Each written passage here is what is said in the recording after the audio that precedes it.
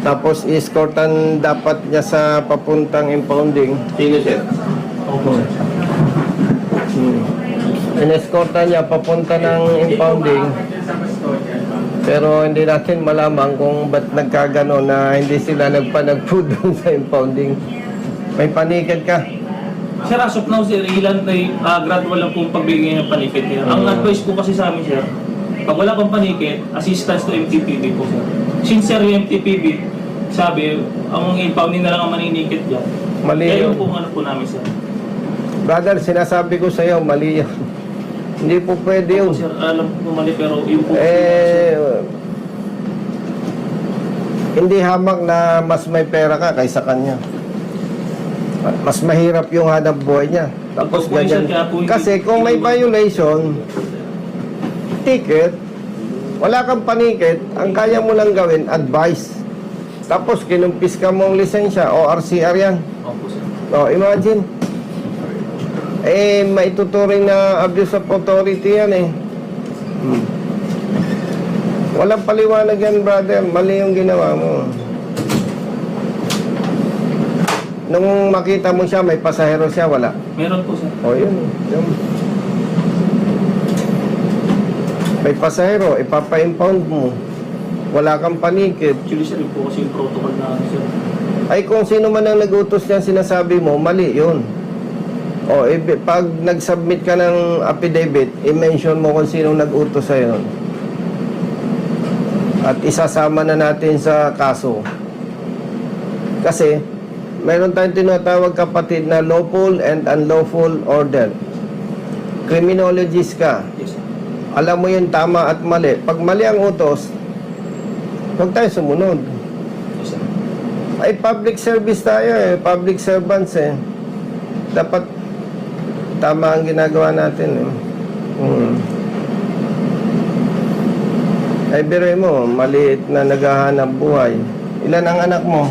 4 po, sir. 4 anak mo, ikaw? 3 po, sir. Oo. Ako, sa Pwede mo naman payuhan lang. Ito, brother, Yes, sir.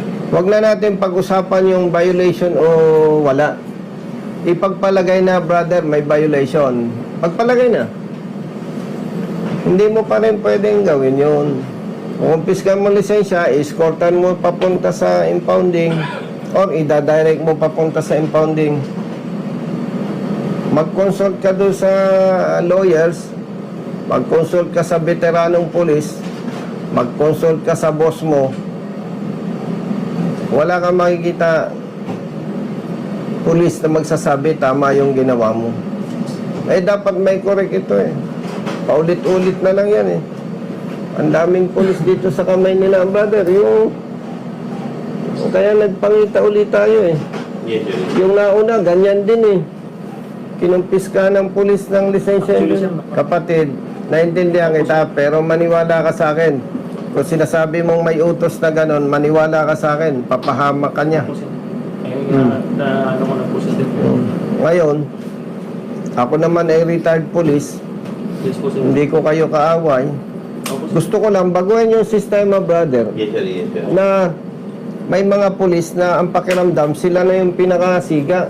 Regardless kung anong explanation natin, may tuturing na pang-abuso sa kapangyarihan yon. Opo, sir. Naniwala lang po sa kanila, sir, na assumption na... Ay, kailangan matuto ka na hindi ka dapat nasunod sa mali. Hindi ka naman magiging criminologist